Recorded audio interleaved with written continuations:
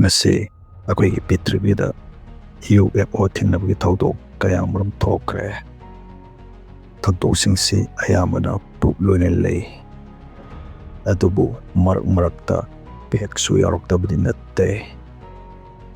Ngasi aina mayang imhamda pudan laksiba video si yengbiraga masidi UFO ni nattraga natural phenomenon haibadu adom thajabagi matung inna comment phongdokpiramo.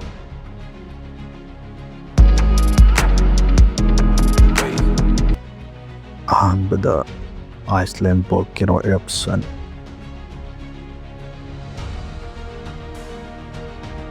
Volcano eruption thokpase yam toina mu thokpa nattraga so marak-marakta thoe haibasidi mayam punna khangnaraba wafam amani. Akoigi Pitribida volcano eruption thokpa yaba mafam yankai muk lei.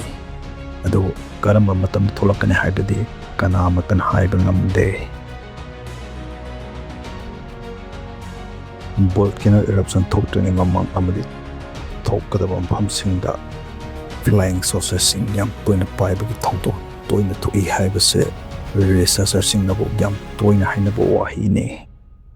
Namittu March 19, 2021 Iceland ge Fagardadjal haiba chingjaw se chahi chanipan manung ihan hanba oina volcano eruption oiki. Masigi volcano eruption ase tha taruk changki. Volcano eruption asibnya chinaba live camera fit tongki. Maduda angakwa pasok anikak masi amukta yengbiyo.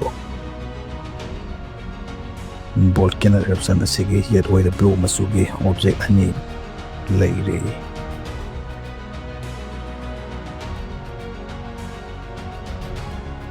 Masibu drone oidoribara. Volcano lasasing na pongdokgi matung inadi masi drone din natte. Masi drone natte haibagi maramdi volcano gi maisana masida drone amana minute kuntra pawa khano leiba ngamba haibase oithoktabani.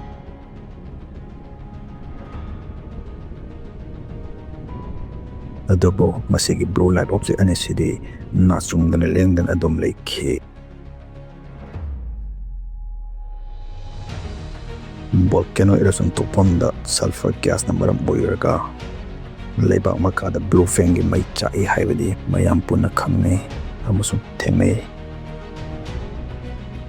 Adobo masidi mathaktane madona masisu sulfur gas na di oil dori. UFOlogism gi makoi theory gi matung inade volcano gi sing pokhaiba matamda thadoreba energy ase Russia, America amadi China makoi ahongi pulak punna lejariba nuclear sing pokhaibadagi hena mapangal lei hairi.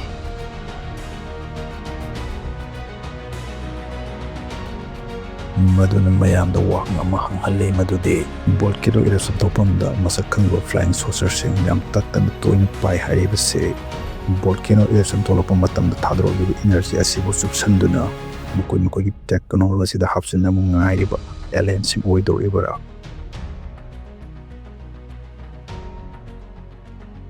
Nattraga volcano thokadaba chingsigi makhada underground alien base kadi leiba jatla. Masisu mayam na pinaba theory amani maramdi volcano thokadaba pamsingda miyoiba kana amatana changduna leiba haibase oithoktabani. Masigi blue light object ani gasi hawjik su karino haiba khangdana mystery ama oiri.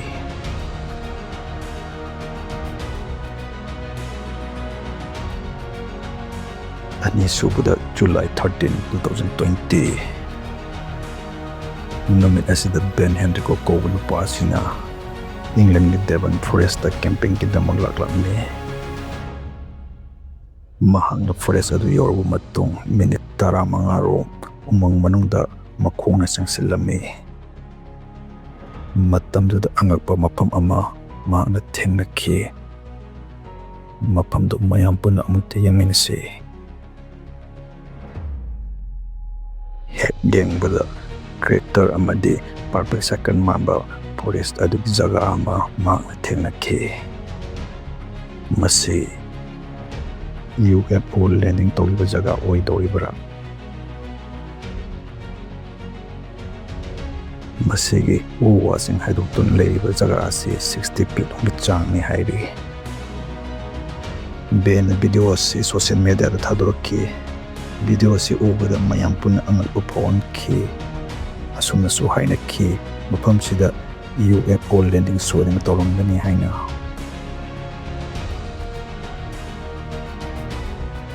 Mangtaktasu landing pangkayada UFO crop second githogdok kaya musu thokre.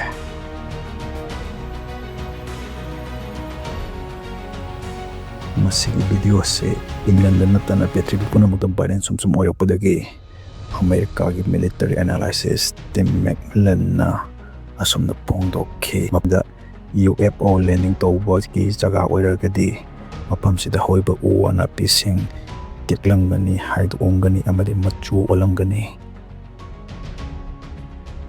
Adubo masidi karinta tawte adubo masida hoiba uwana pising sidi haida dum leiba natana tekpa khotpa amadi machu onbadi amatta thingade.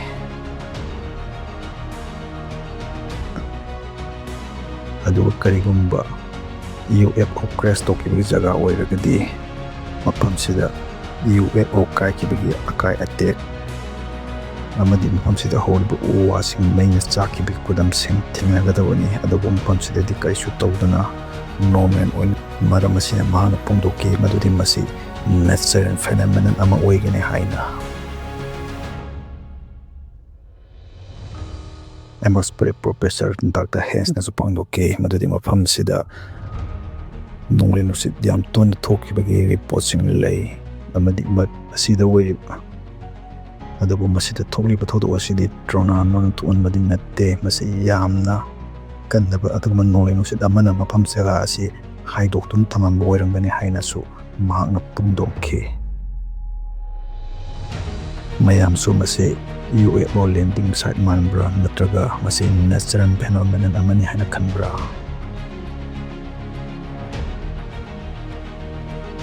Matundra Alabama, North Carolina, July 2015 numitse North Carolina gi Independence Day numitne public mayam su Independence Day asigi saruk wema oina mayam puna maharaw nungayba pungdoknaram masida kopula masu Independence Day gi haraw gi celebration asida saruk yaramni. Independence Day gi haraw nungayba pungdokpo oina ati amatakta lepuleta na firecrackers ang kakurki.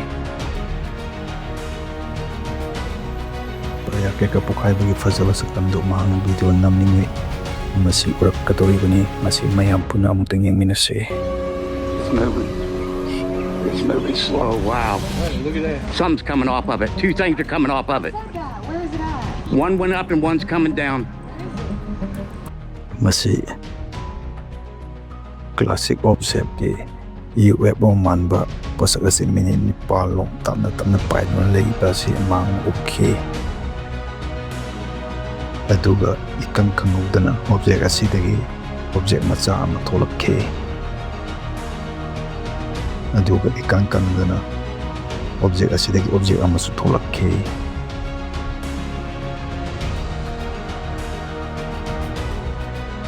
Masi tasena mo UFO oigadoribra. Video analyze Mark de Antonio na asumna pongdorokhe madudi masi weather balloon ama oigani haina. Adubo mayam na mamang takta haibadi Roswell UFO gi thorokpo weather balloon ni haidana minam kibagi thorok asidi mayam puna khangaraba ofam amanina masi thajaba ngamdre mayam su amuktang muna yengbiu masibu weather balloon oigadoribra aigi oinadi songta thajade. Mexico 2004 numito March ki tarik manga irainon ki ahingda Mexico ki southern campus hariba pamsida Mexican Air Force singna drug smuggler sing lepham sing khangbongaba surveillance flight amada infrared sizinaduna search operation ama chatharingai ilap laptana masak masa khangdaba flying object taramatoi khatang 11,500 feet ki awangmada paiduna layamkhi iban a una velocidad pero madugi masak masa khangdaba hek yengmada still bokom manba flying object taramatoi adu surveillance flight adugi pilot na video tape record lahogki ¿A la misma altura Telles? afirmativo. Poquito, arriba. Mexico Defense Department na May 12 ta press release tawrki loina na video tape record adu su release tawrki adugu yamna ngaglibadi press release tawrkaba matung pung kharagi matung Mexico Defense Department na press release adu aswaiba khara yaukre haiduna mayam da sengdorki adugu video footage aduna kamdoba Mexican UFOlogist Jameson asun haiki video tip adu asengbani madu alien lay laami haibagi khudam oigani haiduna Mexico Department amadi US ki Pentagon ni pandadi pakum soidin layamgani 2023 da JB Mausen na ancient alien anigi mami Mexico Congress hearing program da miya mamangda abagi pitribi da alien lay haibagi oina puthorki madugi video duni mayam sumiyeng tabiyo Evolución terrestre y que después de desaparecer no hay una evolución posterior.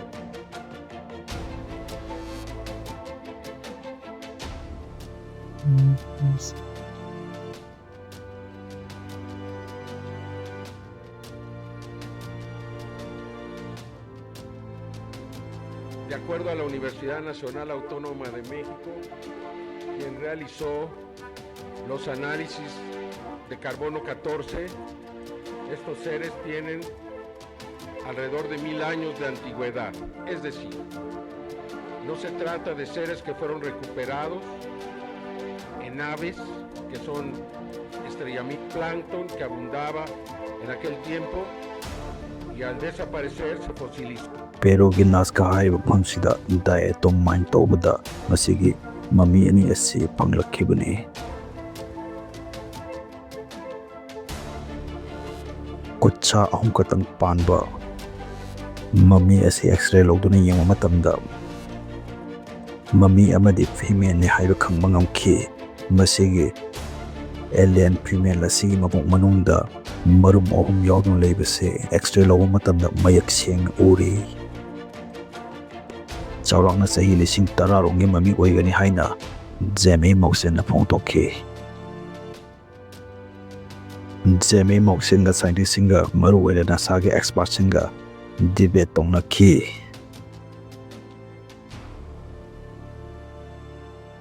ahanba DNA test tawduna yengu matamna masi mioiba amadi natte haiba khangba ngamkhi konbada na sage scientist singna carbon testing tawduna yengu matamda masigi mami ani asi human amadi animal singe bone singla punsilaga semani haikhi masi miyambo lana langjingbani haina supongdokhi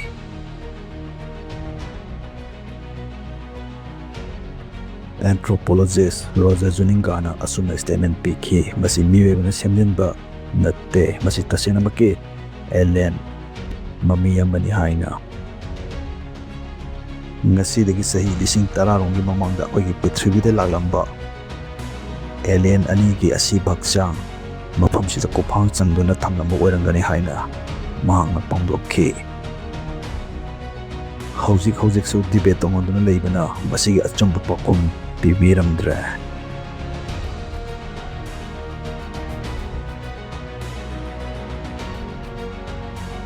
aroibada Moscow 2019 May tarik tarik Russia ki Moscow city dani photographer amana Pune manam ki fajaraba thaja dobo mahak camera da photo ka pengai thage manakta amu machu ki flying object khara koi pai duna leiba si urakhe video forensic analysis ꯐꯥꯎꯕꯅ ꯃꯁꯤꯒꯤ ꯚꯤꯗꯤꯑꯣꯁꯤꯒꯤ explain ꯇꯧꯕ ꯉꯝꯗꯦ ꯃꯗꯨꯅ ꯃꯁꯤꯒꯤ ꯚꯤꯗꯤꯑꯣꯁꯤ ꯍꯧꯖꯤꯛꯁꯨ explain ꯇꯧꯕ ꯉꯝꯗꯅ ꯂꯩꯔꯤꯕ ꯃꯤꯁꯇ꯭ꯔꯤ ꯑꯃꯅꯤ ꯃꯁꯤꯒꯤ ꯑꯔꯣꯟꯕ ꯑꯦꯖꯦꯟꯗꯥꯗꯤ ꯔꯁꯤꯌꯥꯟ ꯒꯣꯚꯔꯟꯃꯦꯟꯠ ꯈꯛꯇꯅ ꯈꯪꯂꯝꯒꯅꯤ